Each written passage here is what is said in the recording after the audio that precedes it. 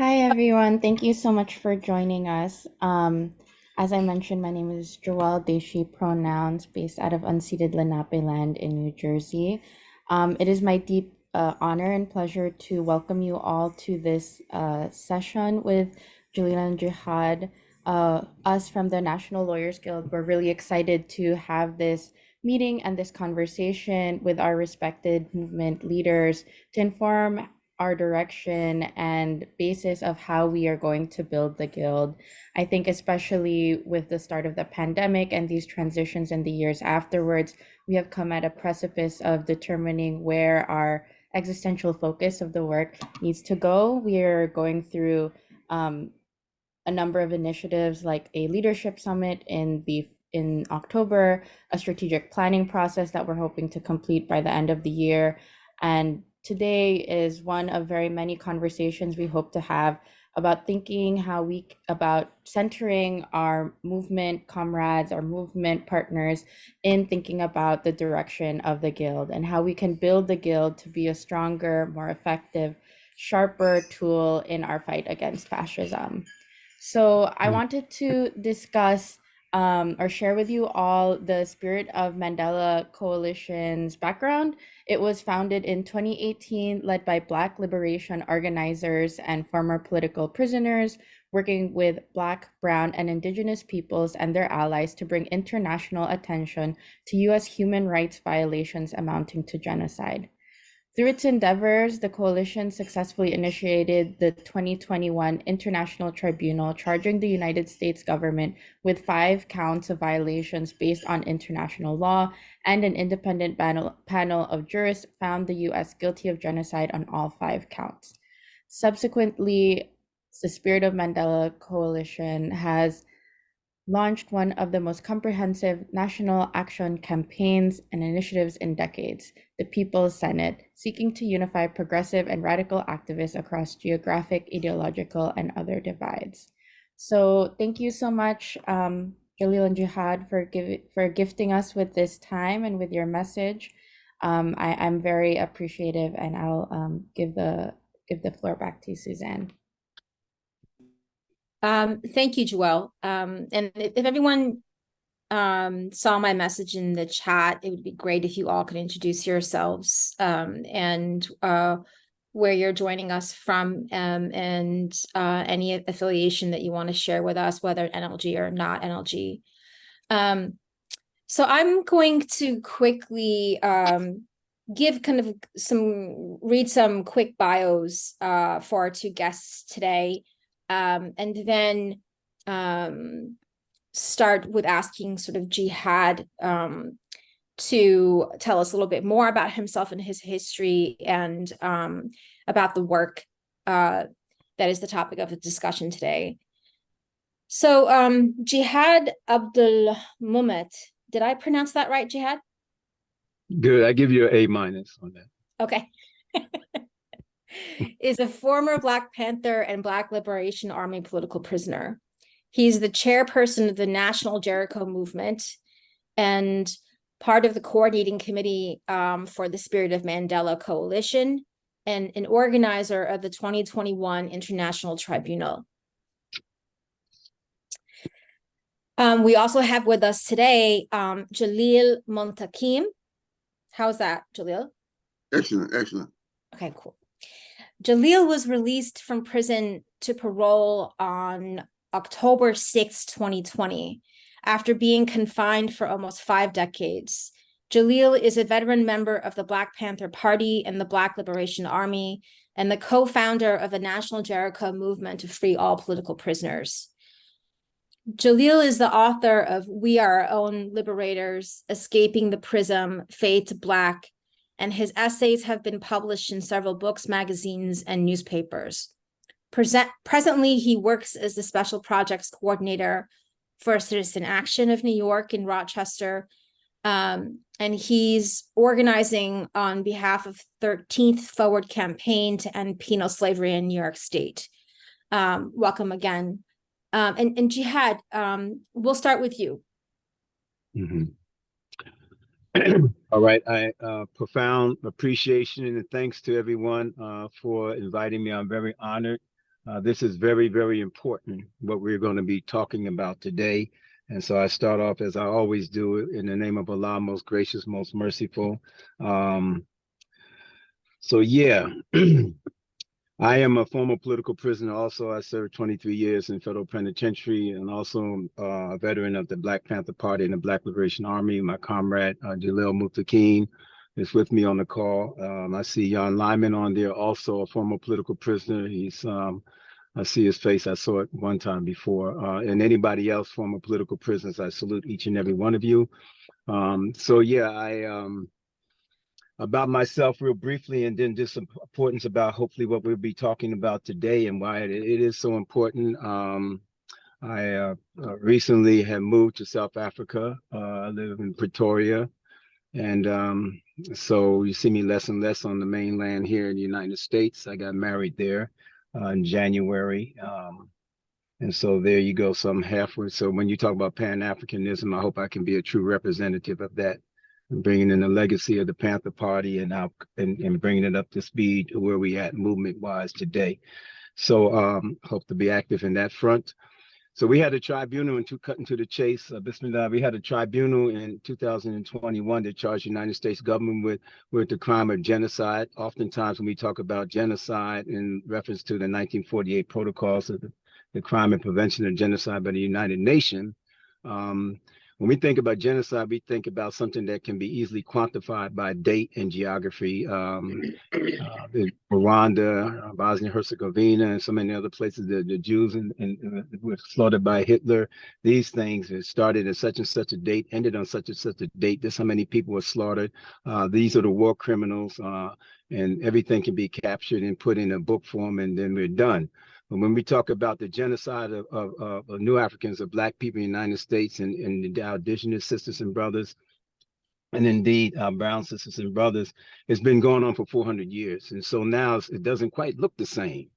But what's happening to us from the slave plantation to September the 8th, 2023, it meets squarely within the definition of the crime of genocide and what is happening. So we talk about slow-moving genocide to the point it's become normalized, and such a quirk, such a phenomenon that we've actually become willing participants in our own genocide because our minds have been so neo-colonialized that, as Harriet Tubman said, I freed 313 slaves. I could have freed 1,000 more if they only knew they were slaves. The American society, built upon 200 years, has become the superpower of the world, even though it's competing with Japan and other, China and Russia, all that stuff, good, but still it's number one. But it's number one because of the oppression and exploitation of slavery, even in its modern forms today. And so because it is a modern high-tech society, the slaves themselves get a lot of everyday 24/7 benefit from that. The United States has been very successful in creating a narrative, that we are free within the scope of society that we live in. And most Americans, and Black people included, agree with that narrative. And another reason for that is that because not only because the narrative is so convincing because of the modernity of it all, cell phones, trinkets, and gadgets, as George Jackson said in Blood in My Eye, fantastic sports and spectacular gala entertainment, everything you can think of. So your average family, I'm getting to my point, then I'll shut up. The average family, they work hard, they get their children, get a scholarship to college, they get a house, they move out the hood. And because the left movement, the movement itself has not created any alternative vision of what another society could look like, we are stuck with a bunch of rhetoric and talking, and people are tired of talking. They're tired of hearing you talking. One of the things that on the Black Panther Party we strove so hard to do was, through our survival programs, to create an environment where people can actually start to envision what freedom would look like. Well, we haven't done that today. We're not even necessarily trying to do that today. We're in a reformist mode, which I do understand, and so do you. But because we haven't done that today, we have people invested psychologically, intentionally or unintentionally, into the society. So when we talk about movements to actually change the structure of things, you ain't trying to change a damn thing that you can't envision that's going to be different. You're not a fool. You're not going to give up your house, your car, your cell phone, your flat screen, your job that you strive so hard to get, your college degrees, to establish anything that's so radically different that hasn't been shown and you don't have a clue where it's going. You feel what I'm saying? We're in a hell of a spot here. We've been colonized, and our mind has been conditioned to support the system, even when it comes to the conviction, giving an example of how convoluted this madness is. We watched George Floyd killed for 9 minutes on TV. We demand that the police be indicted. You know, he is indicted, he is convicted, and we celebrate that victory. We are celebrating the victory that was imposed upon this cop that they threw under the bus by a racist judicial system that has incarcerated us by the millions. We are celebrating the fact that the judicial system, that is a tool of oppression, has convicted this cop. So you see how it is? Our strategy for freedom, for relief of our oppression, is embedded in the grace of the system itself, and that actually serves to support the systems. They can say at the end of the day, this is a fair and just judicial system. You understand what I'm saying? That's just one example how convoluted this madness is. But to the point, and Jalil can pick up on it when he's talked, is that we proved legally, and the reason that we did the tribunal to prove what's already been proven many, many times in any history book that you care to read, is that genocide, colonialism, oppression, exploitation, social degradation exists with Black people in this country. Everybody knows that. But we did the tribunal. One of the main reasons is because we were trying to couch it in legal terms, thus entered the National Lawyers Guild. Because to talk about the politics of it, the neo-colonialism, and people not understanding the language is inflammatory. But when you start putting it in the context of a crime, it's different. That way you can talk to your grandmother across the Thanksgiving table. You can talk to your neighbor who may not be political at all. That murder is murder, robbery is robbery, breaking an entry, genocide is genocide in a legal term. The United States government is guilty of legally genocide against people. It has nothing to do with politics. So even though we know it is politics, so introduce the tribunal, and the results introduces hopefully the involvement of the National Lawyers Guild, so that we can take this even further, either through legal litigation, helping us present it to the United Nations for the umpteenth time, because United Nations is a kiss-ass organization when it comes to the United States. The United States doesn't even pay their dues there. You know, and countries are scared to get blockade like Cuba and all these other places. And so that's where we're at. So we hopefully the National Lawyers Guild can help move this initiative forward. Last thing, I swear it's the last thing. Different from other tribunals, that was, you know, you have a bunch of scholarly, stellar, powerful lawyers in a room. They cultivate an indictment. They find the government guilty of 1, 2, 3. We did it differently. We involved dozens of people, now hundreds of people involved, so that the end result will be a people's movement. The end result will not be 1, 2, 3, 4, 5, 6 people taking it to the UN, writing it in a book, and the people themselves have nothing to do with that. We did it differently, so that people themselves have created a movement, which is the People's Senate, which we'll talk about later. I'll turn the mic over to Jalil as we talk why these initiatives are so important to involve people, and not to be so we know it's political. We know that it's going towards a revolutionary direction, but we can come in on different levels to meet people where they are in the place called the United States. People that are apolitical, that are patriotic, that love Barack Obama, that everything. We know this is true. And our criticisms of that mean absolutely nothing when we don't have anything tangible to show. And we recognize that. So here we go with the legal initiative, you know, to prove the point that we are victims of genocide. Thus, we are victims of neocolonialism. Thus, we are oppressed. Thus, we are exploited. Thus, we are degraded socially. Thus, we are marginalized in every way, and everything happening with us. So that's my position. That's my hope with the National Lawyers Guild. That's what we hope to get out of this. And I stand ready to serve and to help out. And I pass the mic over back to you, Suzanne, to introduce Jalil.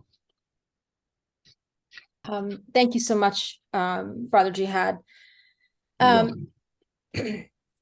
mean, one of the things that you sort of made me think about was, you know, last week with these new indictments that came down in Atlanta on 61 people who've been part of the anti-cop city sort of campaign, that the sort of the egregiousness of the accusations made against people saying that they're engaging in conspiracy and in domestic terrorism for like mere acts of like thinking about ideas, or like, you know, buying a cup of coffee for a comrade.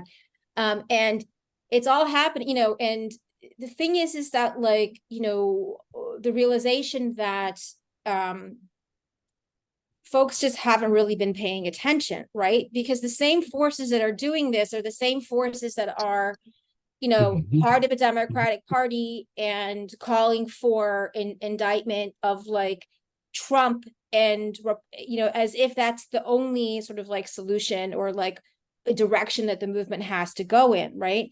And at the same time, we see the indictments of the Uhuru activists, and we're seeing like attacks against groups like the People's Forum for like in engaging in critical perspective around China. And we're also seeing folks like Mayor Adams, right, who is coming back from Israel and saying that New York City is going to adopt Israeli drone technology in order to sort of improve, our security and surveillance of New York City. And all of this is sort of like happening sort of within this realm of this political party that people are still looking to for reform. And, we really need to help the movement sort of redirect and sort of like understanding that it's got to be broader than that there's got to be more sort of like attack of the root causes, right? And part of the challenge of doing that is like, we really need to elevate our ability to provide that kind of political education for people to really understand that, and especially historical political education. And it's the same with like the NLG and its political prisoner advocacy, right? Which I would say that over the years has fluctuated. It's gone up, it's gone down. And we have a lot of veteran lawyers who've done outstanding work, right? Who are part of our network to support political prisoners. But I think even like with the new generation, it's not just enough to say like, let's free political prisoners. Let's talk politically about why we like with the movements that these prisoners come from, and why like politically why it's important, not just because not because it's like it's a sexy thing to do as part of my profession to work on a political prisoner case. Let's talk about why. Like, let's talk about why we're engaged in solidarity. So Jalil, please, if you can start by letting us know a little bit more about yourself and your work, and what you'd like to share about the campaign and the tribunal would be great.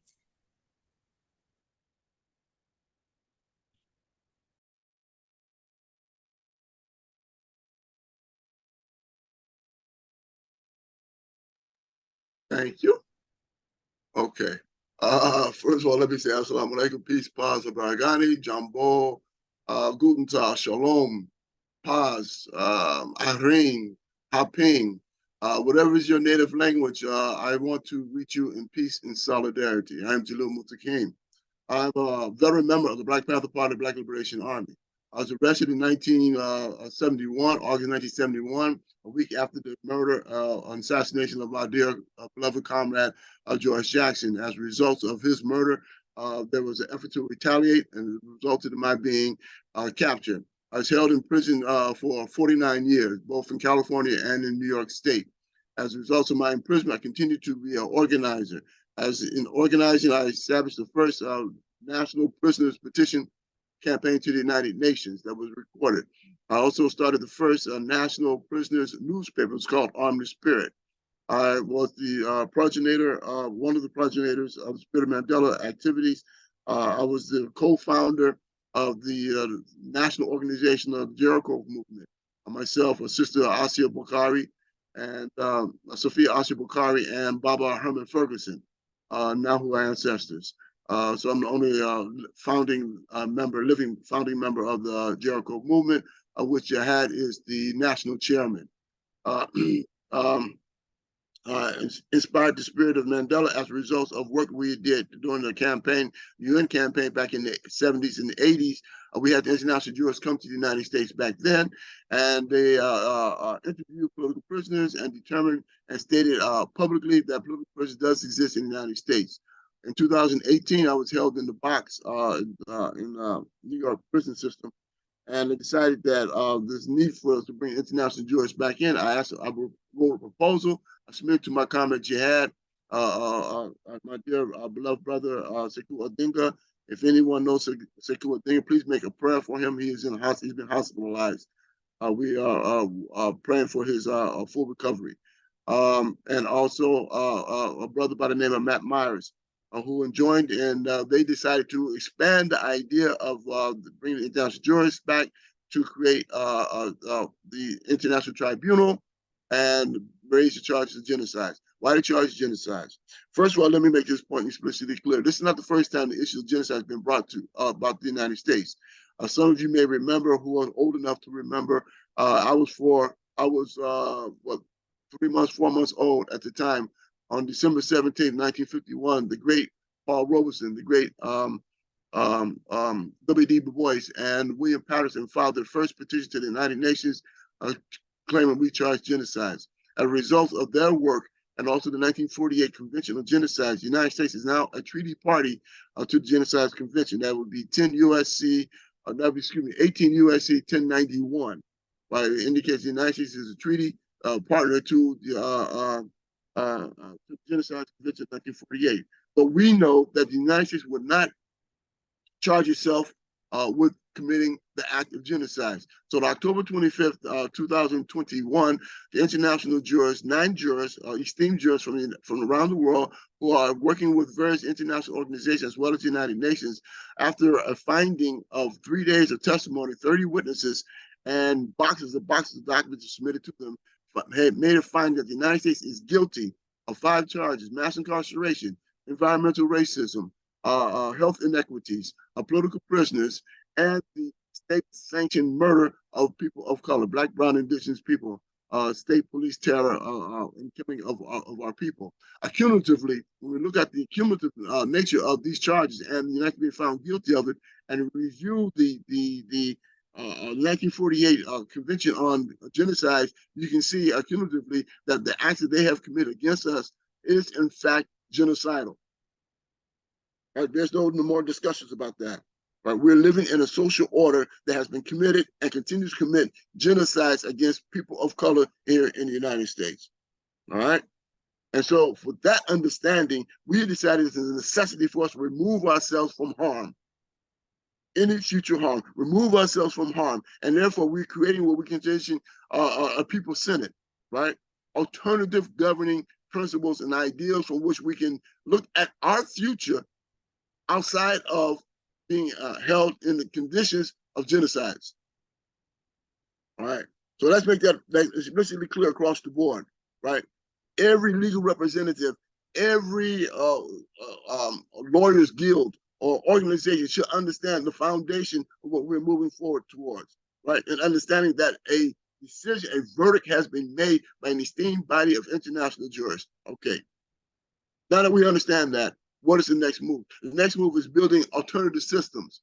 And we also have 2 other moves that we need to make. One, in order to broaden the basis, because we understand that the media has a whiteout on this verdict.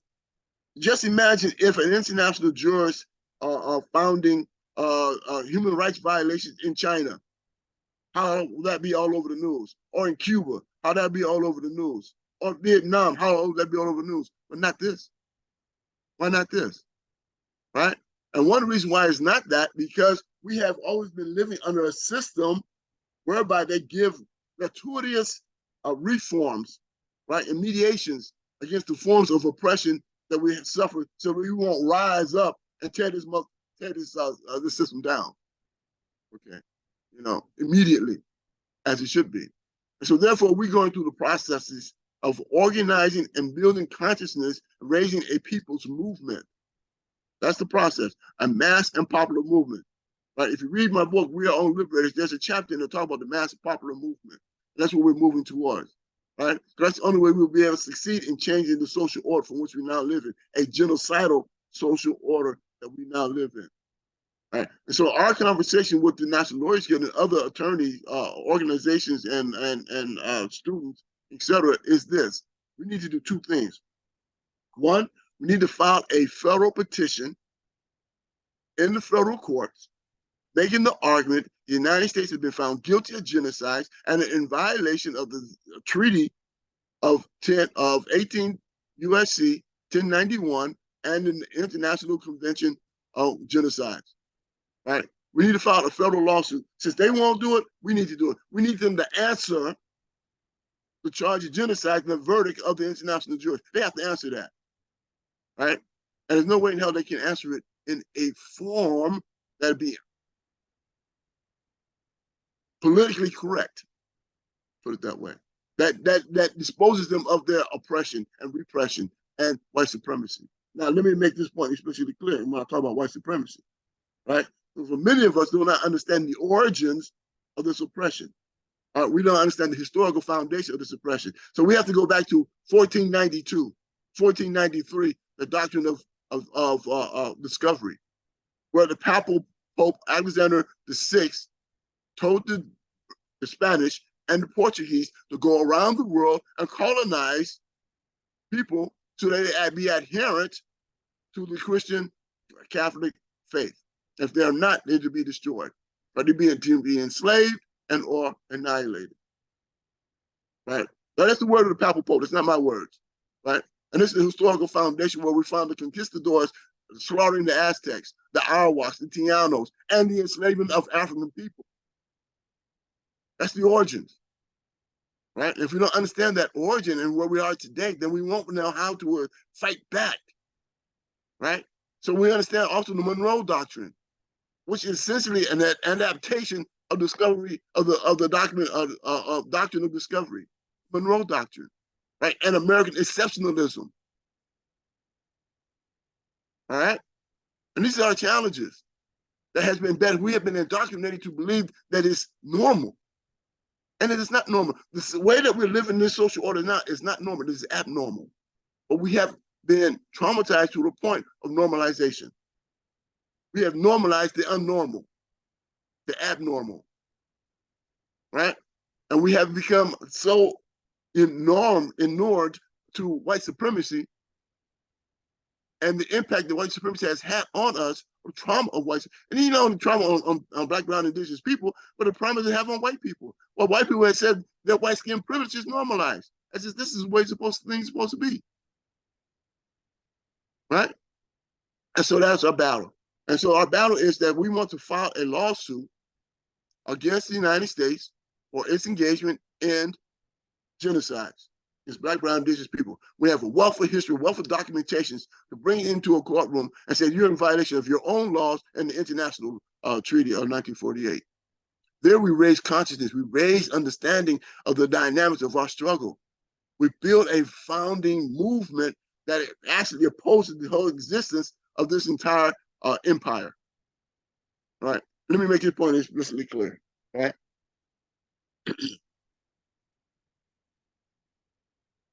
I was in Greece a couple of years ago, and I was in Venezuela where Suzanne and I were together in Venezuela. And one of the things I discussed and one of the things I shared with people then was this here.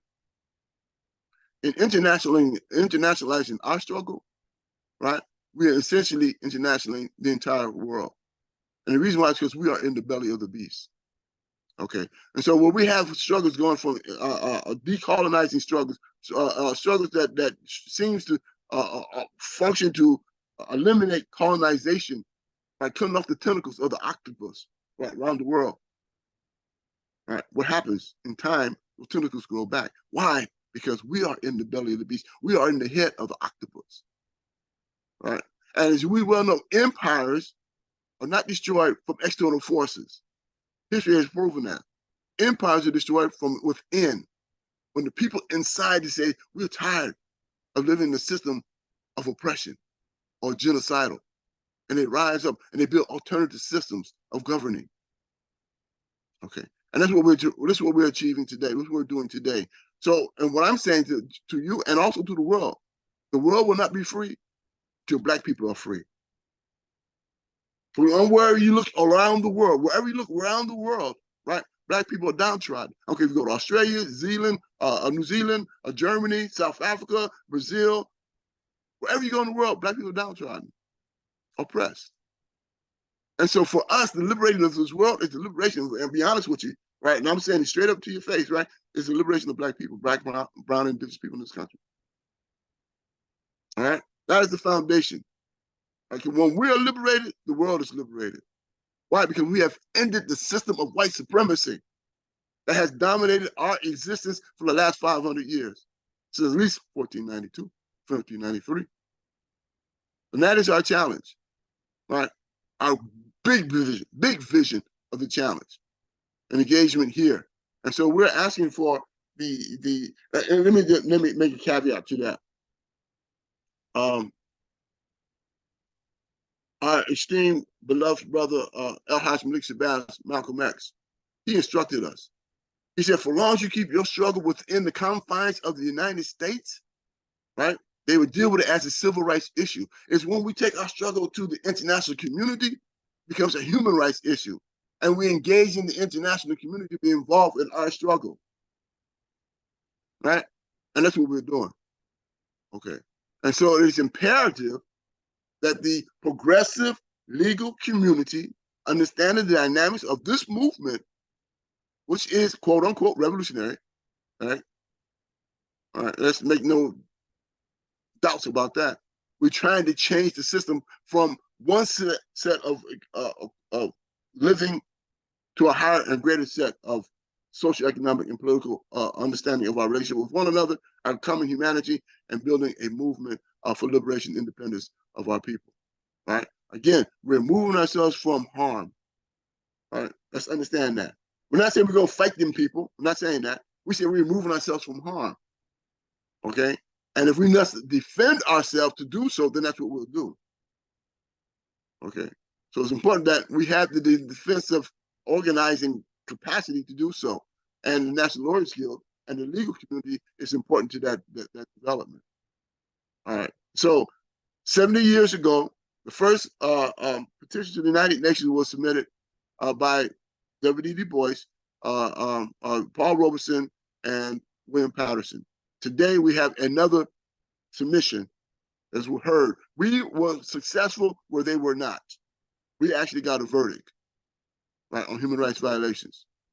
And so for us, it is important that we begin to build outward, right, and build upward, right, our capacity to enjoin the progressive movement in support of what we know is violation of international law, it's human rights violations, right? And if in our civil discourse, right, we have to ensure that this discussion is made part of it on a national level. And we begin to build the institutions of liberation, within the institutions of emancipation, build the institutions of abolition. And when I say abolition, I mean this. Right? Important that we understand. We have to broaden the understanding of what we're talking about abolition. Abolition means to terminate, means to abolish. And I'm saying this: anything that dehumanizes, that degrades, and devalues the worth of Black, brown, and indigenous people, I don't care what it is, abolish it. Abolish it. If it dehumanizes, degrades, and demeans the value of Black people in this country or wherever in the world, abolish it. So by doing so, you're fighting against white supremacy, the institutionalized structural development of white supremacy we have in this country. Right? And so what we're doing, we are building solutions to a problem, a historic problem. And those solutions is that we have to remove ourselves from harm and create alternative systems of governing. And let me make this point, this one last point in terms of governing.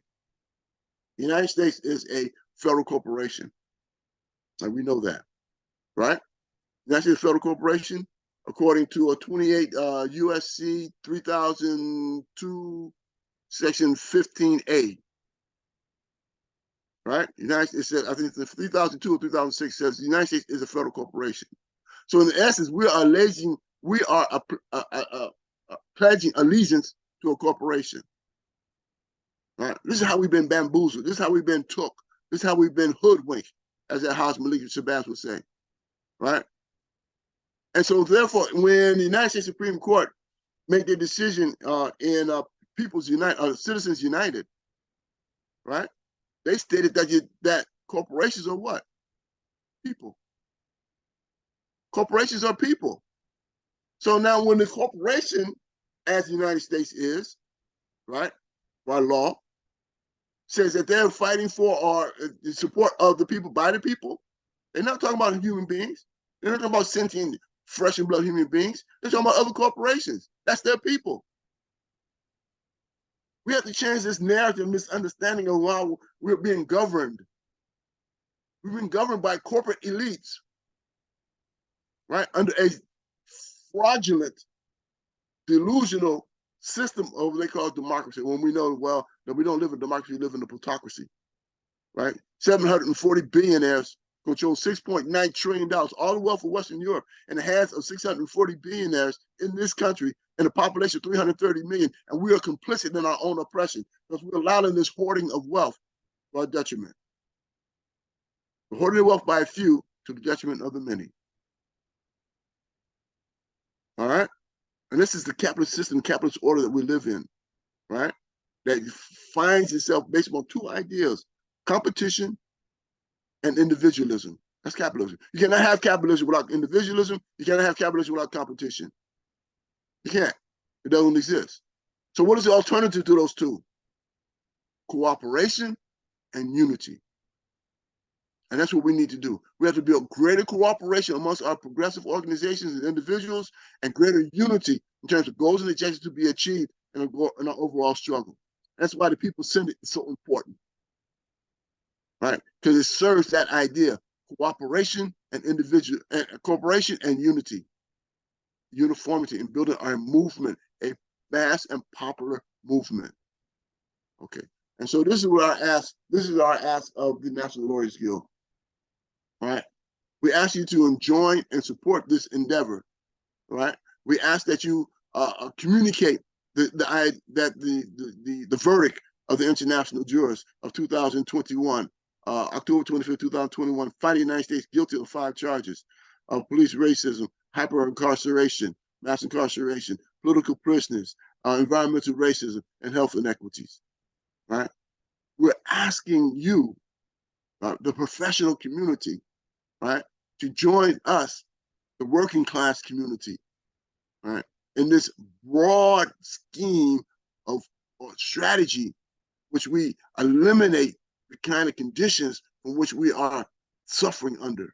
In the process of doing so, we're going to be building what we call decolonization programs across the country. Building these decolonization, so we have to decolonize our minds. If thought precedes action, as we well know, how you think determine the factor of what you will do, right? The process of building these decolonization programs is, in essence, decolonizing our thinking towards the ideas of true liberation and independence and autonomous organizing for the improvement and betterment of our socioeconomic and political condition. And so that is a broad overview of the work that we're doing. And I think that it has a historical foundation, and it lends to a direction that we can visualize, as Abdulmumit, Jihad Abdulmumit, and they mentioned, to imagine what freedom looks like. Thank you. Assalamu alaikum. Alaikum assalam. Thank you so much, Brother Jalil. We have about 45 minutes left, and we'd like to move into discussion. And I just want to say that, like, you know, we have close to 70 people on the call, and we barely had a week to organize this meeting, which shows that there's really a lot of interest in this discussion. And so, in addition to sharing, continuing to share this video and a lot of the resources that you've provided, we're going to hope to have some future conversations as well. And maybe those conversations will be a little bit more focused and specific out of some of the ideas that come out of today's discussion. So I'm actually going to turn it back to Joelle to maybe start off with one of the first follow-up questions, and then let people know that if you have a question that you'd like to ask, please put it in the chat, and we'll do our best to facilitate and call on all of you. Joelle? Thank you so much, and thank you to both of you for your really powerful testimony and explanation about our role as the Guild. Kind of building off of that, do you mind sharing a little bit about the role that the organized left legal movement or legal spaces have in this work and how it can be used to leverage people's movements?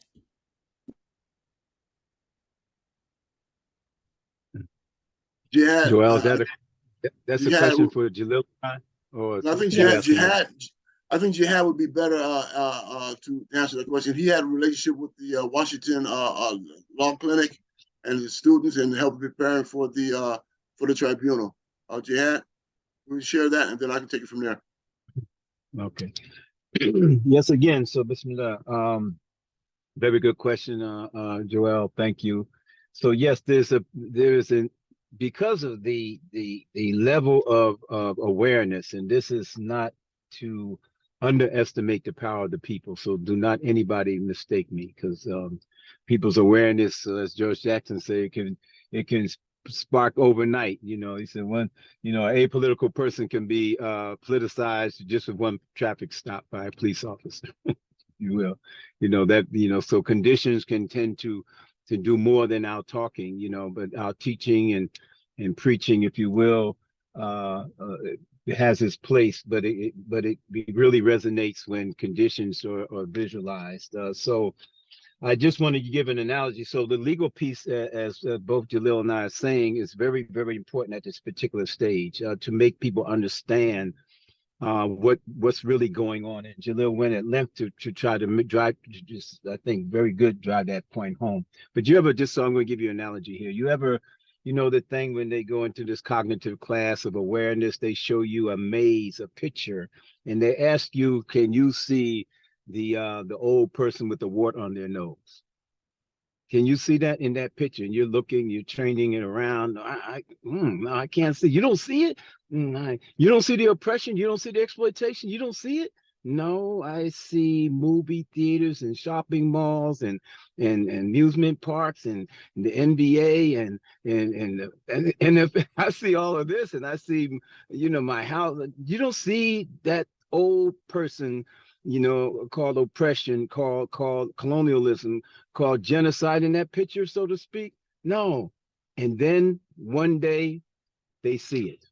And then when you see that, oh, there it is, you will always see, you won't even see anything else. That picture of that old person with the wart on their nose will always be there when you see it. So that is the job, I think, legally, that has to be really to help people to see what's really going on in this country, because it is so polarized politically with reactionary politics, Democrat and Republican, and that whole notion, the whole electoral system. And it's more of a commentary, so I don't want to paint everything with a broad stroke about strategy, should we not, so don't go too far down that road with me on that. But reactionary politics, status quo politics that are very strategically designed to make sure that nothing structurally ever changed, but gives you the feeling that you're really involved with stuff, that type of thing. So what the role legally has to happen is to show that crimes are being committed on a high level that Jalil was talking about,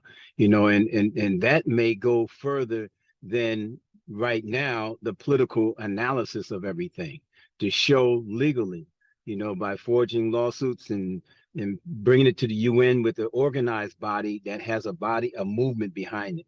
Now make that distinction very clear. This has never been, nor should it ever be, a movement with just a few people on a photo shot taking something to the United Nations, or one or two lawyers in court, doing the admirable job of forging a lawsuit. But it has to be involved with people. People have to know what's going on and have a say-so in it. What we really want to do is we want to, I'm picking up a good phrase, democratize the information and education. We want to democratize our political education and our involvement of people.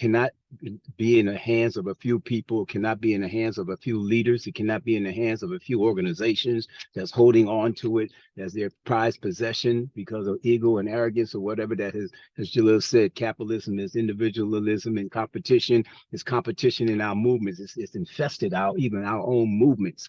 And so we have to find a way to democratize, just to try to coin a phrase here, information in our political education. And we also have to find a way to kind of like institutionalize, the mechanisms for liberation.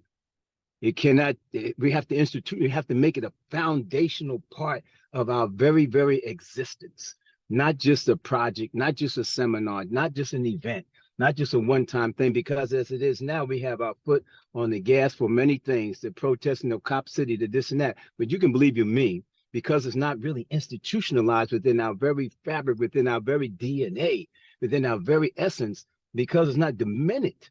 You let your foot off that gas pedal, boom, you're going to go straight back again, right back to square one, because we have not germinated and planted those seeds to institutionalize, our liberation, our movements, what we're talking about, our education, even our entertainment for that matter.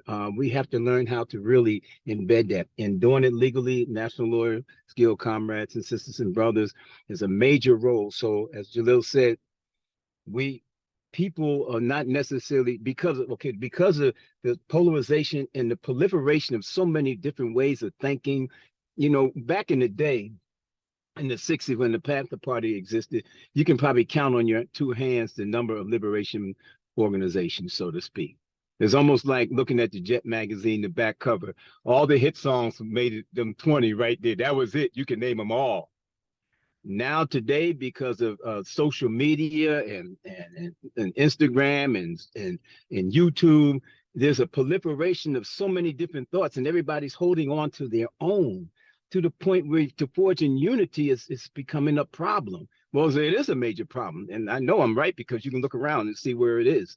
So once again, we have to institutionalize our educational processes, and we have to democratize, to make sure that information is known by people. And we do that by making sure that we created avenues for them to be involved. We want to surge forward at 100 miles an hour, on the legal front.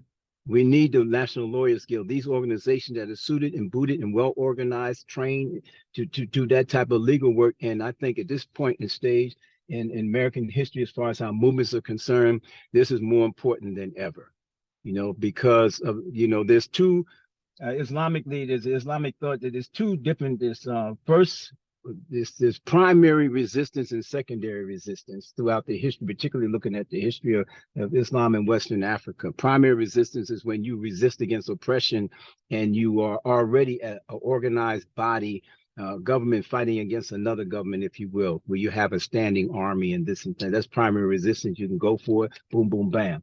Secondary resistance is kind of like where we are right now, where we are in the milieu of a government. We don't have our own government. We don't have our standing army. We don't have this. We don't have that. So now we have to think of how to take reformist actions and lead them to revolutionary actions.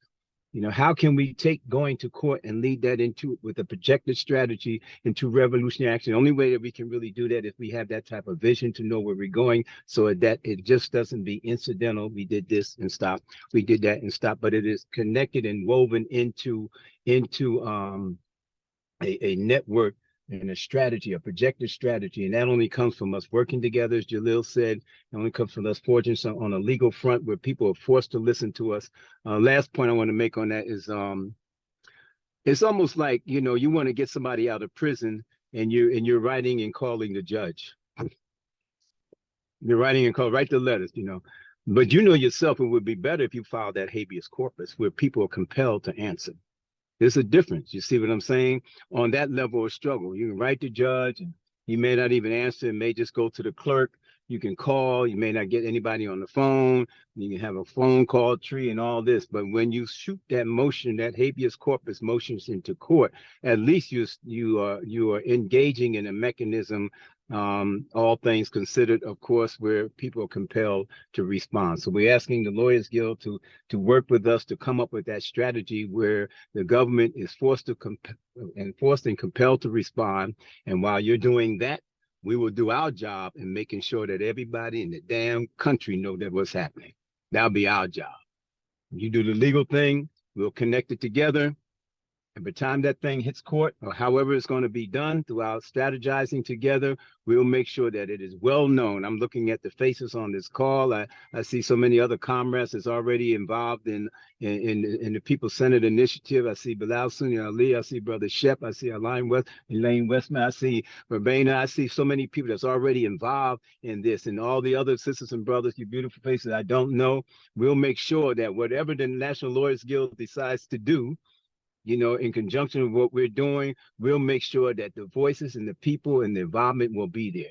And it'll be in tandem, so we can democratize the information. It won't be just pigeonholed to a few people going to the UN, going to Switzerland, going to there. And I've been to Switzerland and nobody even know I went.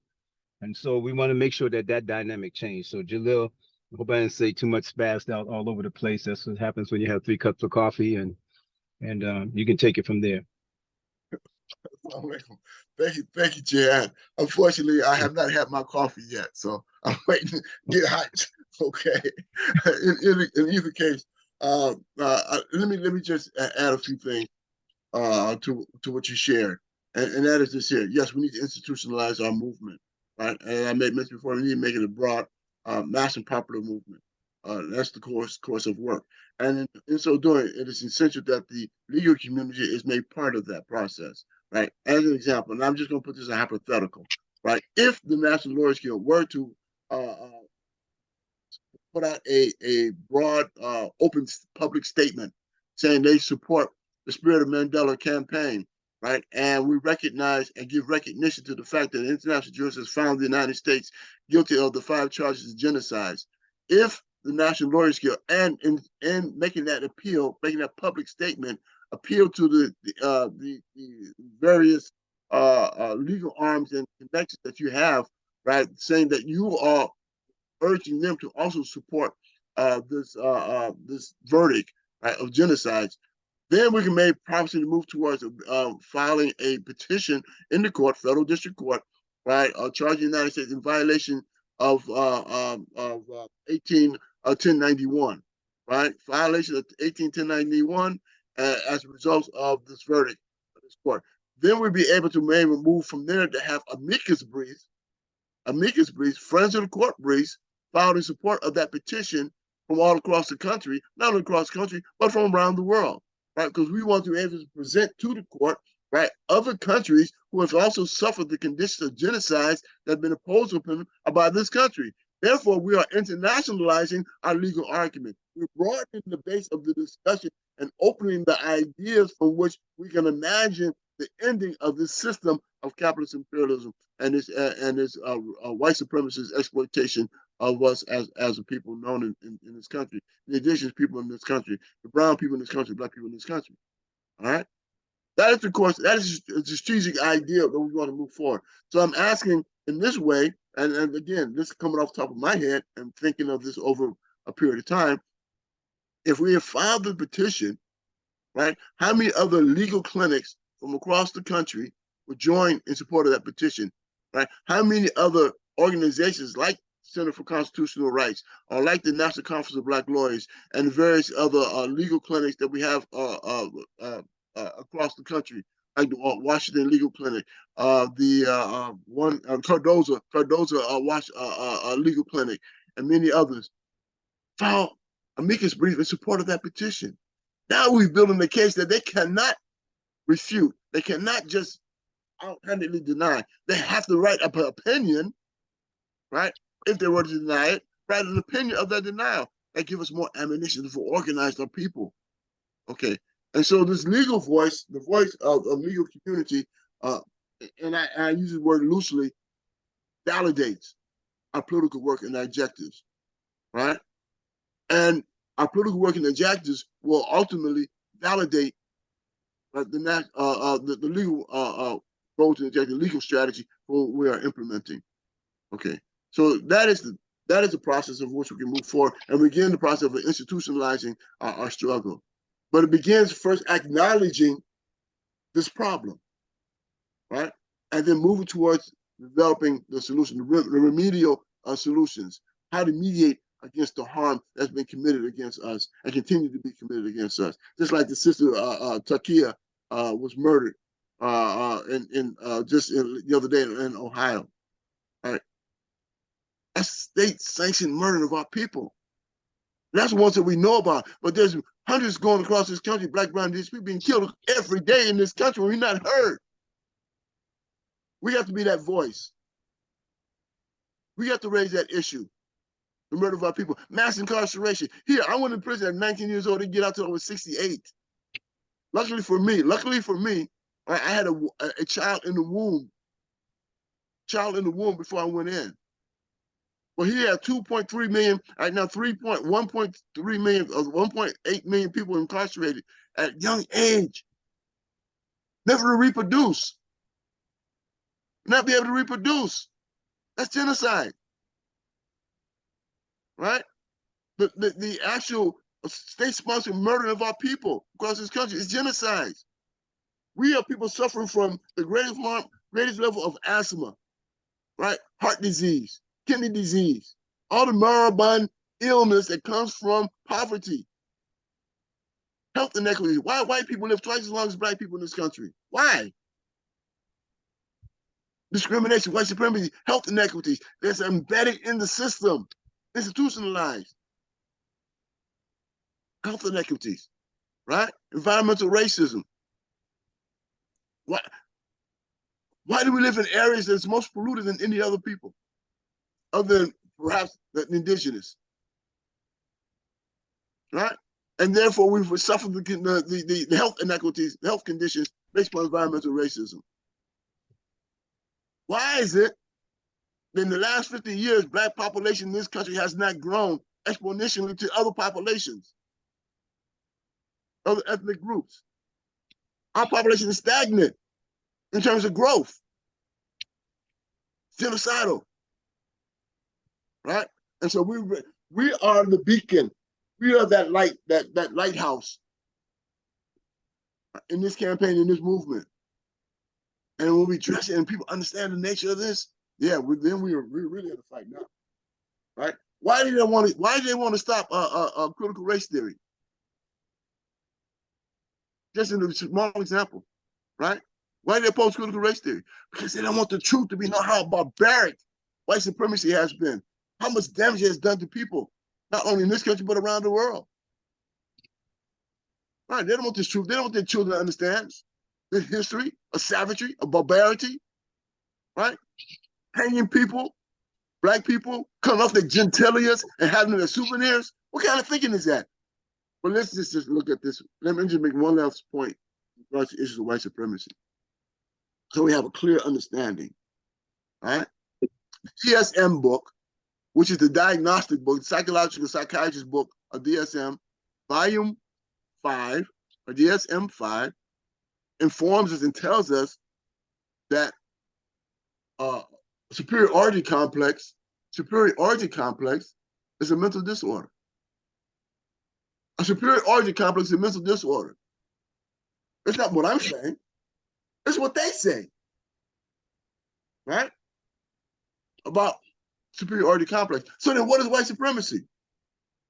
Anytime a group of people believe themselves to be superior to any other people on the planet, the superiority complex, I dare say it is a mental disorder, right? And it has become normalized, right? It's not what I'm saying, it's what they say it is. Superiority complex is a mental disorder. White supremacy is a derivative of superiority complex. This is what we suffer, and we have normalized it. All right, so this is what we have to decolonize our thinking, and this is a part of the process. This struggle, building the people's here. This is our pamphlet, right? Building the People's Senate. This is what we're doing, right? It's one of our.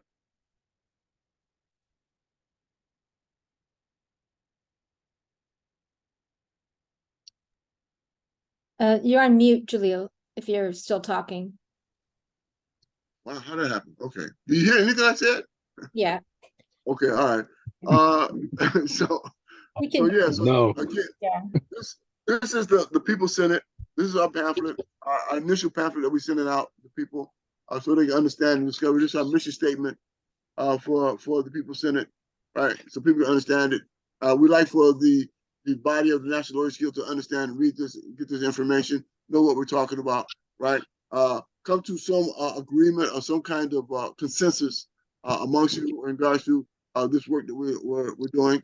And hopefully you'll agree to support a group to file this lawsuit. And then we'll rally behind that and build a campaign in support of that as we continue to build the People's Center. There's a lot more that needs to be said, but I'm gonna leave it right there. If there's any questions for myself or Jihad, we'll be interested in filling those questions.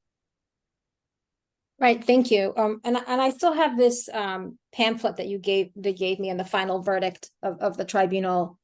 I don't know if you can see it. Maybe we can get some more copies as well for our members. So because you brought up, we're talking about this charge of genocide, I actually wanted to ask one of our colleagues, Karina Mullen, to speak a little bit about another tribunal that's also looking at the charge of genocide in an international context. And I also see your hand, Biko. If somebody else that wants to ask a question, put your question in the chat or feel free to raise your hand. Karina? Thanks, Suzanne, and thank you so much to our comrades, Jalil and Jihad, for those really powerful and enlightening presentations.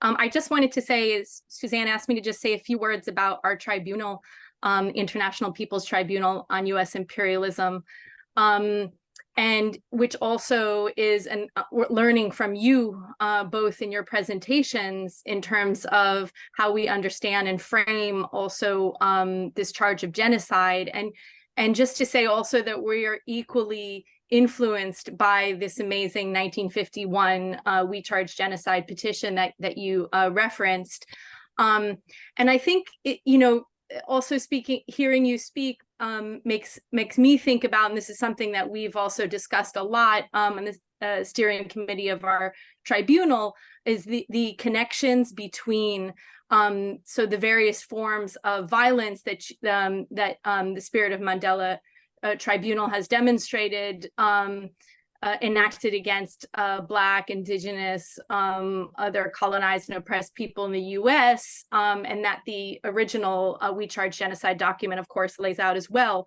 And those are, both physical and as well as structural and material forms of violence. So, that thinking about that as the war at home, as well as and making these connections with the war abroad. So the genocide committed against Black and brown people globally through imperialist sanctions, as well as, of course, through direct military interventions and other forms of hybrid warfare. So I think these are really important connections to make that original document, of course, makes as well. And as I just wanted to bring in a quote from the We Charge Genocide document. They laid out the economic dimension, with you both discuss, of this genocide is just as crucial as the physical violence. The document stated the foundation of this genocide of which we complain is economic. It is genocide for profit. The intricate superstructure of law and order and extra-legal terror enforces an oppression that guarantees profit. So our tribunal sees unilateral economic coercive measures as central components of imperialist capitalist accumulation that reinforces racialized hierarchies in the world system, and really does that through enabling, the theft of wealth from the global South and de-development. That's all part of securing this dominant position for global North, U.S. in particular, monopoly capital, and upholding, global white supremacy. So I just wanted to add that, and I really am so grateful for all the work that you're doing, and hoping that we can continue to build together towards liberation and true decolonization. So thank you.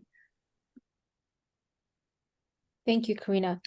If I may, can I add something? Please.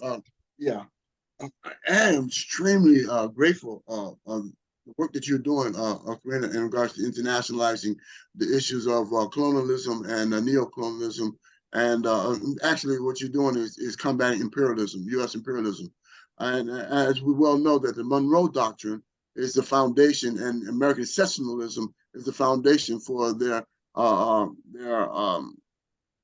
stealing, right, human resources and natural resources from particularly countries of people of color, right? They're not doing that in Israel or Germany or England, but they are doing it in the various peoples of colors around the world. And so it's important that we make that understanding, make that distinct understanding of how white supremacy is the motivator and the initiator of how capitalism and imperialism is being imposed on the world. What's going on in Africa right now is critical in terms of how they're trying to recolonize Africa on many levels, or overtly colonize Africa on many levels, recolonize Africa on many levels, and it's going to lend to, again, to the exploitation of the people as well. And so it's important that when we talk about our struggle here in the United States, right, that we make those links. But more and crucial is that they understand around the world that their freedom, again, I make this point, freedom is based upon our freedom. Right? Remember, we are in the belly of the beast. And so the struggles that's going on peripheral levels, right? When I say peripheral, I mean in other nation states fighting against U.S. imperialism, right? Their true freedom, their true success and victory is based upon our success and victory. And so if we file this lawsuit, right, it is imperative that we have amicus briefs from those other countries joining in our struggle, joining in this beef here, right? This legal complaint that we're filing here, right? And in this way, we're internationalizing not only our struggle, right, but we're giving links and understanding to the court, if this they don't understand, right, and to the world from which we are challenging to what extent harm is being done, not only here on the domestic level, but harm is being done around the world. Okay, and so we cannot say that harm being done around the world and everything is a peachy keen here in the internal domestic level. That would be That's a false narrative. And so for us, it's important that we make that link and make that understanding that what they're doing here, the 740 billionaires, right? This plutocracy, under the fraudulent idea that we live in a democracy, but we actually live in a plutocracy, that the rich rules, right? We need to make that clearly understood and in the setting of both international community as well as on the national level. And that's usually why this lawsuit is important, right? Because it sets a foundation for which we can extend our argument and unite others around this argument in this forum for which we can challenge the institutionalization of white supremacy, the institutionalization of capitalist imperialism, and how it has harmed us for the last 400, almost 500 years for the indigenous people. So I appreciate you reaching out into the International Tribunal of Imperialism, but we have to understand that the call of action has to be domestic, has to be internalized, because we are the one who has essentially been complicit by our silence, by our refusal to resist or our lack of resistance, right, to a system of U.S. imperialism around the world. And I dare say that the world is waiting for us. The world is waiting for us to get off our duffs and get the job done. So I thank you that you're moving on the international level, but we do have ensure that that does not supersede, right, what has to be done on the internal level, because the internal level is actually crucial to the ending of this system of capitalist imperialism and white supremacy. Thank you, Jalil. I think that we lost Jihad for a moment. No, I'm back on. Back on? Okay, great. I was wondering, Jihad, if Put you on also the window, it got too hot. Sure. I was wondering, Jihad, if you also wanted to comment on this part of the discussion. And also, I think that there's sort of a general question that people have as to like, is the litigation based on the final verdict already in motion? Is the litigation based on the litigation that we'd like to make? Yeah, okay. Yeah, you still. I would say so, yes. See, Yeah. a lot of the things, can you hear me? Yes, we can hear you. A lot of the groundwork has already been done. We can, through our talking together as attorneys and strategizing would always go. If I'm answering the question correctly, just cutting to the chase. It requires us to sit down and go over the verdict and what does that mean. A lot of the points, the majority of the points have been supported by legal cases. It's just not verbiage or like political explanation of conditions. So a lot of the charges have been supported legally, if that's what you're asking. So it's already in motion. We just need to have a better mechanism than 3 or 4 Black Liberation Army members taking it to court, if you know what I'm saying. We need to have an organized structure behind us, those that are trained in the legal system to know. There's almost like the difference between being your own lawyer in prison, you know, which we have some successes there. We know kind of like what needs to be done, but we don't know the procedures. And we need that collaboration with you, if I'm answering the question. And Karina already said, even an initiative with the International Tribunal on U.S. imperialism, which like Jalil, I am super, super impressed. And we are poised and ready to support that in any way that we can, Karina and Suzanne and Joelle. But just a little more strategizing in how we can formulate that.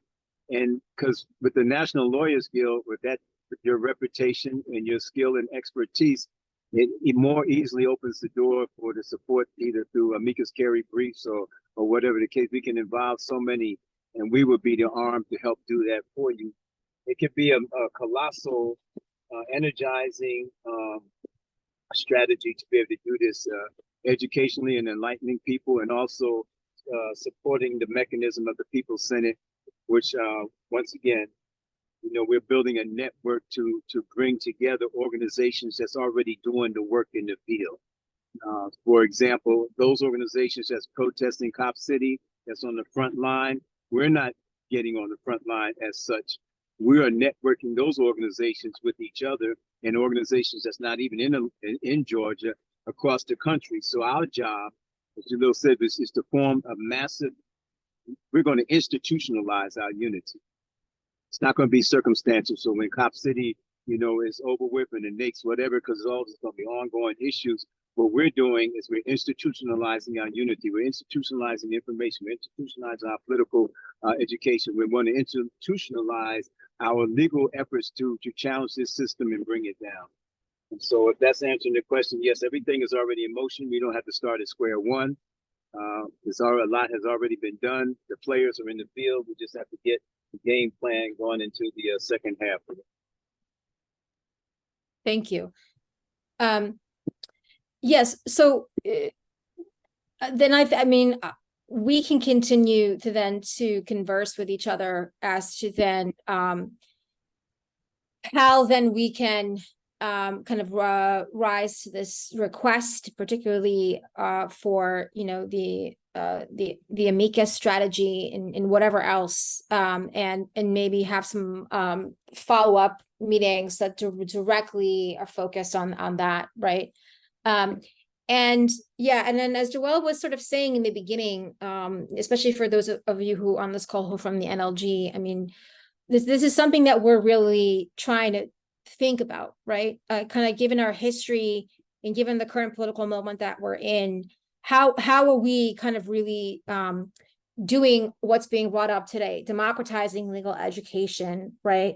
And also kind of building the mechanisms for liberation, and not just in one national organization, but like throughout our movement, and particularly from the perspective of those who can really kind of support the legal strategies, because the legal strategies, even though law is a tool of the oppressor, the legal strategies are necessary.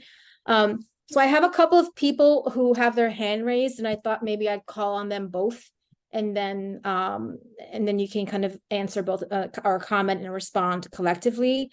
So first, Biko. Yeah, my question is, we've since the incarceration of our political prisoners, we've had the ADEMA, the Effective Assistance Anti-Death Penalty. We've had the Patriot Act. We have the RICO Act. And we've also had issues around grand jury repression or abuse. What is the reiteration of apparatus to stop that? Because we know that the advocacies, even of us People's Senate, are in a precarious situation in terms of state-sanctioned kidnapping or even murder. So I know at one point in time back during the 90s and 80s, they had apparatuses that thought those to be advocates who may be vulnerable to state-sanctioned homicide. I also see Ms. Cates, Ms. Lamont, Mr. Lamont, and Mr. Downing. We even had a situation here in Cleveland with the RNC, when Mr. Downing was here, about infiltrations and mold. So how do we galvanize that so we can implement a People's Senate? Because in the beginning, they're gonna try to undermine you, put you in jail, or kill you. Now we have, they got the RICO Act, they got the thing from the Oklahoma City bombing, they got the Patriot Act, they got grand jury abuses and all that. They tried to put the Jalil back in jail after he got out on some fraudulent things. Okay, so they can silence the voices and advocacies. So what is the apparatuses that the Guild has or is implementing or reiterating relevant to that? Thank you, Biko. And Andrew. Yeah, thank you, first of all, so much, Jalil and Jihad. It's an honor to be on this call with you. My question was, I really like this idea of institutionalization of our movements, especially in a moment like this. It got me thinking, especially with you mentioning the Stop Cop City movement. I'm here near Atlanta, and so many of the most enthusiastic and energetic people involved in that movement are really, really young. So I was just curious, kind of, if you had any thoughts of if you had one or two things other than institutionalize, what would be the main stuff you think that younger activists don't quite understand that you'd like them to, or that they should be thinking about more? What do you see being the generation gaps there? Right. Okay, if I may. Well, as far as the first question, thank you, Andrew. As far as the first questioner, the apparatus, the apparatus for the People's Senate is just to, the People's Senate strategy itself is a projected strategy. What has to happen when you talk about freeing political prisoners, when you're talking about dealing with any specific issue, Cop City, and this may bleed into your question also, Andrew, is that locally, all politics is local. That means that we encourage all the time, that local activists, local revolutionaries, that they continue and intensify their efforts on the ground. The People's Senate itself is not to go there to be another organization on the ground. We don't need another necessary organization on the ground. The People's Senate is to network. If there's 5 organizations on the ground, the People's Senate is to network those, make sure that those organizations are networked and working together. That's what we do. Because the organization itself may not have that focus or vision, or may not have the capacity, may not have the human capacity to do that, the resources to do that, the vision, or even the intention to do that. They're so busy doing what they're doing and what's right in front of them.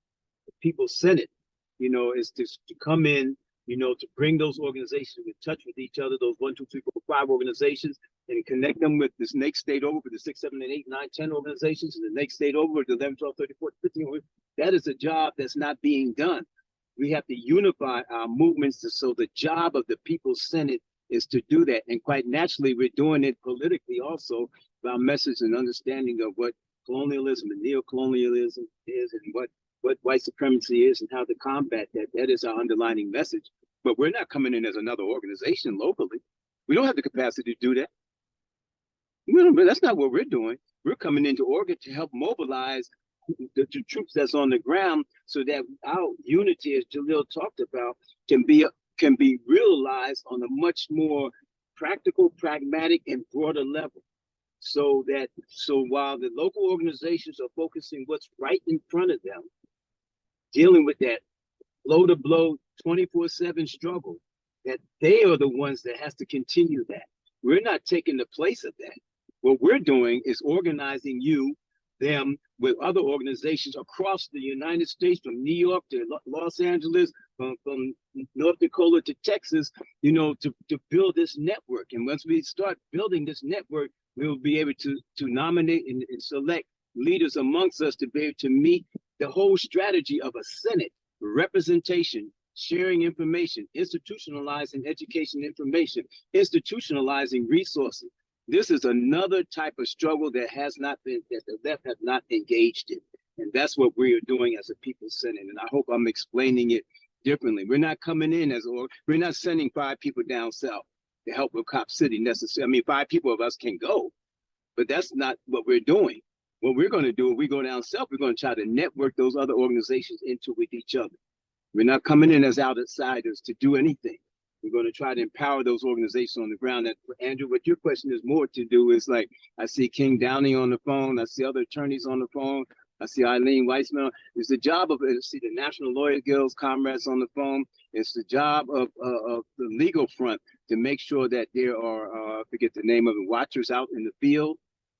When there are major protests going on, it is your job to be out in the field to educate activists. It's just like Huey P. Newton, Bobby Seale, and Bobby Hutton, and all the other comrades that's on the front line in 1966 to get out there with their law book and follow the police when they stop a sister and brother in the car, to make sure that we know what our rights is. To make sure that we don't do something that we didn't know and get charged with a RICO Act, even though sometimes we can't prevent it because the state is insidious and they're going to do what they're going to do. But at least that we don't walk into traps that we just don't know. How to be quiet, what to do when you're arrested. How to make sure that you have a phone number written on the bottom of your foot, or whatever the hell you have to do. Make sure people know where you are. Make sure you have security apparatuses for yourself when you go out there, so that you don't panic in the first 3 hours of arrest and tell on everybody that was with you. Just real talk. You don't get spazzed out when pepper spray is in your face and you in a nightclub split your head open. You realize ahead of time that you're fighting against a state that's historically repressive, that has the system and the resources to punish not only you, but other countries. That's what you're fighting against. And we need to go out there equipped legally in a survivalist mode to do our work. And that's one of the jobs I think that the Lawyers Guild need to dispatch those. I know King Downey's on the phone. He probably can explain it better, but to make sure that we have legal observers. That's what I'm saying. Not only to observe, but also to advise and instruct activists before they do things that they may not want to do. And of course, you can do what you want to do, but I'm not going to stop you from throwing that bottle at the police car. But by all means, you know what time it is when you do it, and that you don't be all scared. And when you're okay, I'll shut up here. But I don't sometimes think I'll be repeating myself. But when you go out on the front line and you're throwing cans and rocks, if that's the case, what it would be, you realize when the police respond, you can't be screaming, oh my God, oh my God. You realize that who you're fighting. And people need to be fortified with this so that when they get into lockup and detention, that they're calm, they know what to do. If you're praying, pray. If you want to focus yourself, you want to be like Bruce Lee, sit cross-legged with the nunchucks around your neck. You want to be grounded. You don't want to panic. You want to realize that you've already set up a system for your other comrades to be working on getting you legal help, that your spouse, your partner, they know where you are and everything is taken care of, and you don't have to wonder anything about that. That's what the National Lawyers Guild and any lawyer that's on this phone need to do as far as their role in the movement. And that's what activists need to know. And that's what we did in the Black Panther Party for self-defense, giving legal instruction on the street corner. So that's just one thing. We need to know how to do that. So when you get charged with RICO Act, it won't be blindsided. Let me add another couple of points to this here. We have a slogan: the power of the people is the power. The power of the people cannot be stopped, right? And so what we're talking about doing is building a massive popular movement. So in terms of, we're always going to be threatened by the sanctions of the state and the sanctions. Thank you, Rick. Sanctions of the state and the repression of the state. That's always over our heads from day one. So we got to understand that. If in fact you are a revolutionary or identify yourself as a revolutionary, then you know that you are under the guillotine, all right, from day one. And so that is not it ends the caution, but not to retreat. Okay. And so for me, and imagine for Jihad, right? We understood what our lifeline is, but we trust in Allah, all right, and for our spiritual safeguard, right, in that essence. But brother, know that we are under scrutiny 24/7, right? But by building a massive popular movement, we are secured.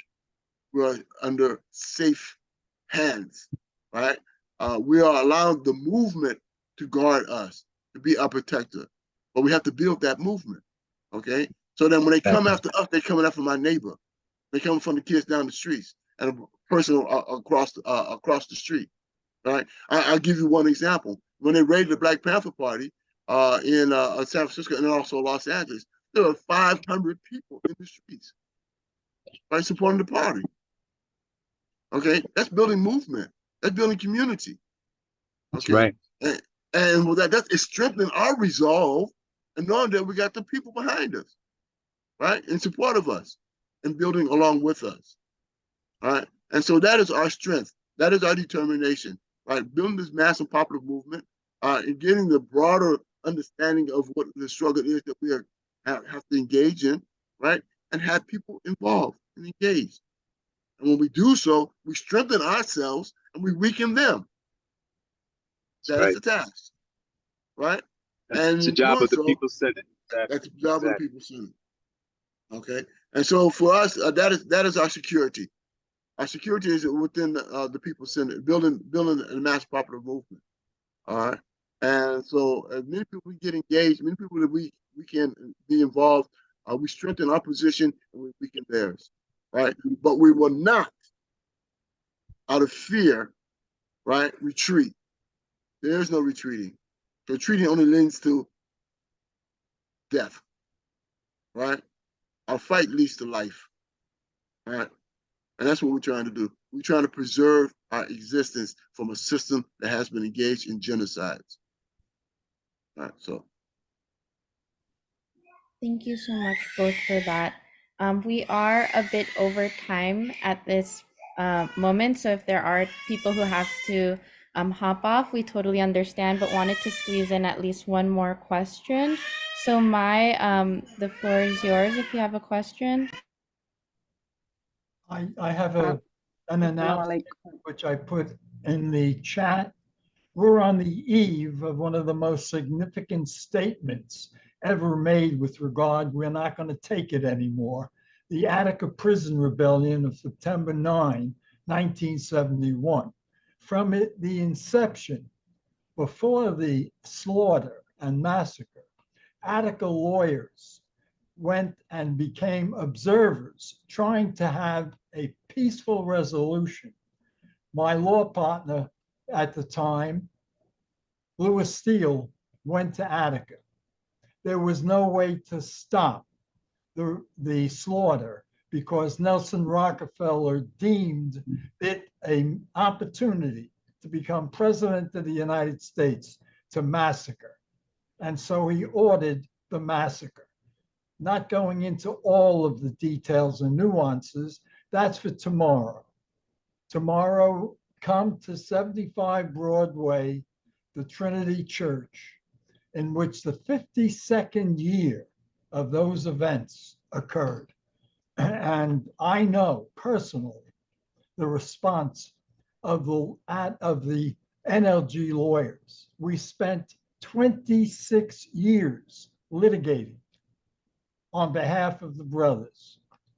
Unheard of and unrivaled in a federal court that it would take 26 years to resolve. We won all our verdicts and lost everything when the Second Circuit Court of Appeals wiped them all out and we settled for an inadequate sum. One other point of that story, Frank Big Black Smith, his verdict, trial court verdict, jury verdict, all white jury in Buffalo, New York, awarded him the single largest judgment in the history of the United States for a single prisoner. He had a $4 million verdict. We lost all our verdicts, and the settlement doesn't even come close to anything we would have had if his verdict and our subsequent verdicts would have stood, and it didn't. But anyhow, I went beyond. What I wanted to do was to remind you of tomorrow at 3 p.m. All of this will be discussed and presented. There are still surviving brothers who will be there. And so just for that reason, it would seem to me, it would motivate people to show and recognize and remember the sacrifices. Living with trauma, you talk about the DSM-5, the DSM, whatever DSM you refer to, every single brother in DR, 1,291 were for permanently traumatized if they survived, permanently. And as we speak, their families, their children, etc., have been exposed to what it means to carry a kind of trauma that they have. So anyhow, thank you. Thank you, Daniel. Mike, go ahead.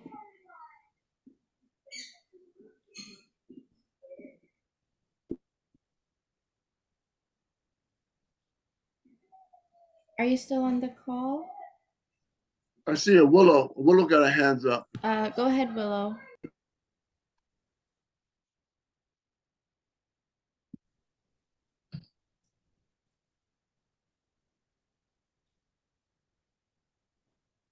Is there going to be a link for hybrid or virtual or live stream for the 52nd Memorial of the Attica Prison Rebellion? Because a lot of us are not in New York City. Correct. And I don't see anything. I would go to Attica Brothers Foundation, find that link, and perhaps on that website or whatever it's called, they have that information. It's a very good question, but what I have does not have an option other than in person. But I don't know. I don't know. Thank you. Can I Mike, go ahead. Let me just I want to just add a caveat to what Daniel had mentioned regards to the Attica insurrection. It's important for us to understand the Attica insurrection was a slave insurrection, right? And I say that deliberately, purposefully, intentionally. Yes, it was an organized rebellion with written demands. Yes, yeah, absolutely correct, absolutely correct. But what I'm trying to share is this here, right? 13th Amendment of the United States Constitution informs that slavery and voluntary servitude should not exist in the United States except for those who have been duly convicted of a crime. Paraphrasing. So what we have in the system, in the carceral system, is actually a slave system by law, right? In the case of Ruffin versus Commonwealth and North Carolina Prisons Union versus Prisons Union versus North Carolina, the Supreme Court stated that prisoners are slaves of the state. That's black and white, right? And so we're fighting as part of our mass incarceration campaign to end the mass incarceration. We're fighting what we call 13 Forward to end penal slavery in the United States. And this is part of our struggle. This is where we're combating mass incarceration by removing the incentive, the monetary incentive for continuing to incarcerate people and compel them to labor for pennies on a dollar, if not for free. And so for us, it's important that we understand that L.D. Barkley's statement was one of a slave who was fighting against the continued enslavement, right? And that we will no longer be slaves. Thank you. Exactly right. And the National Lawyers Guild New York City chapter is a member of 13th Forward. And we're meeting next week.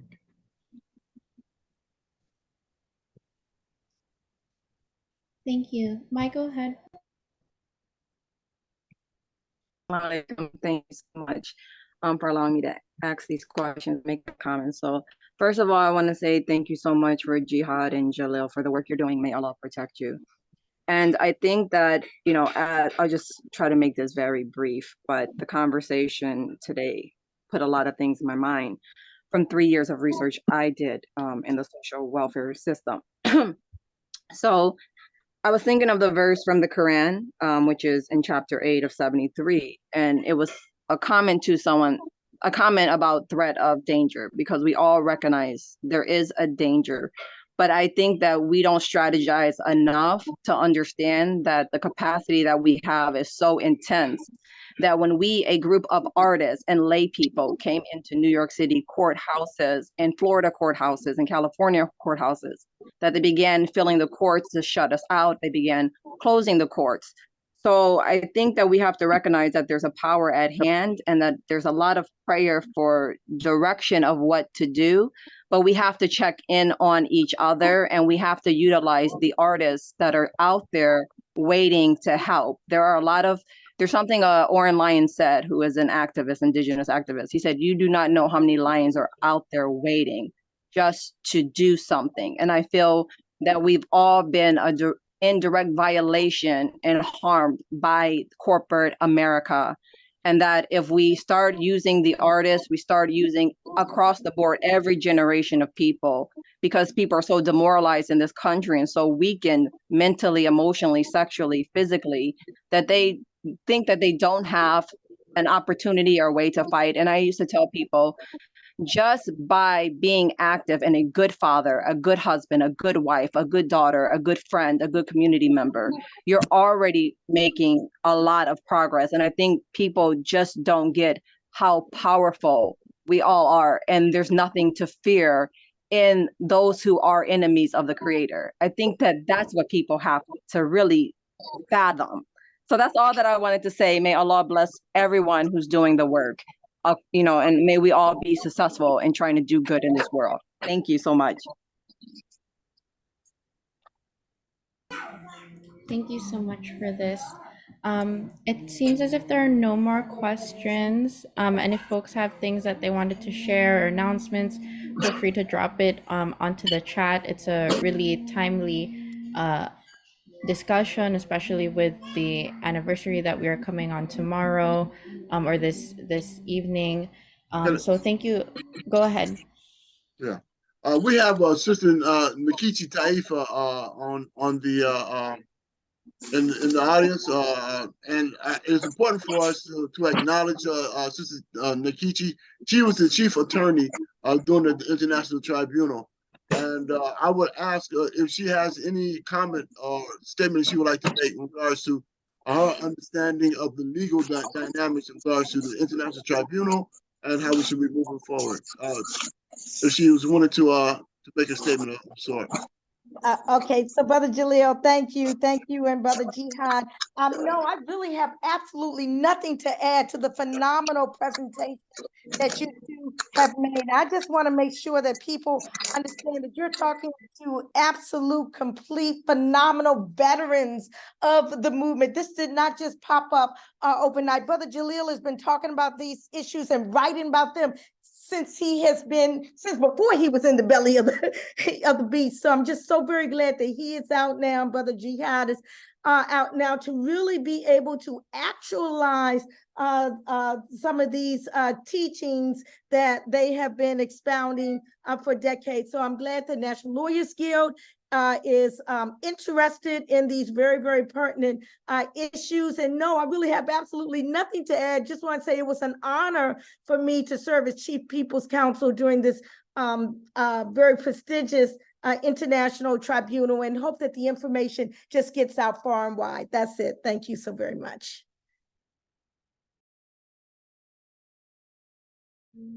Thank you. So Jalil, Suzanne, any last things you'd like to close us out with? Just thank you, and thank you everyone who contributed to the discussion and to the chat. There's a lot of there's a lot of next steps that we can take. And so look forward to speaking to many of you again soon. Thank you, Suzanne. The executive team of the National Lawyers Guild membership for have given us this opportunity.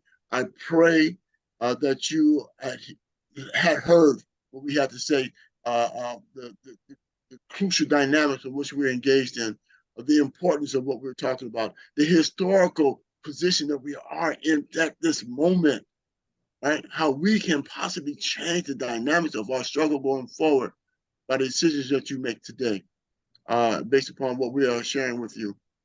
This is real. We are in the fight for our lives.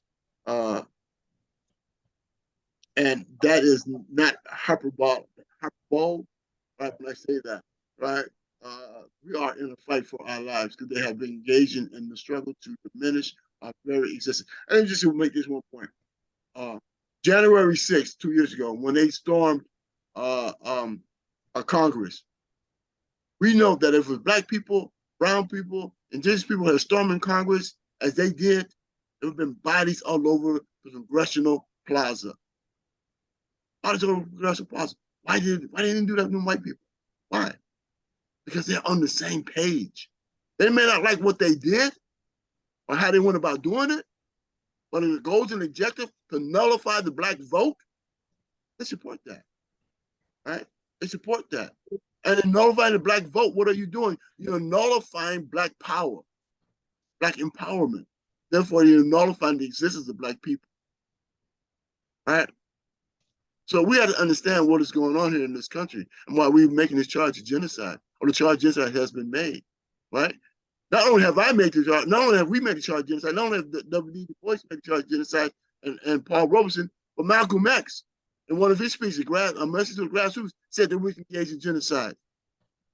Martin Luther King, in his speech, The Other America, he says that we are engaging in genocide, right? So here we have two sides of the same fence saying the same thing. We have to come to this conclusion. The indigenous people in our community, they know they've been engaged in genocides because they know their numbers have dwelled, been annihilated, right? And that's what they're doing to us, Black people in this country. And if we do not resist, they will succeed, right? In nullifying and exterminating Black people in this country. All right. I appeal and I wish you very much success in all of your endeavors and work that you're doing, in both on the national and international level. And so with that, I say, assalamu alaikum, peace be upon you all. Thank you. Thank you, everyone. Have a good day. Thank you. Thank you, Jan.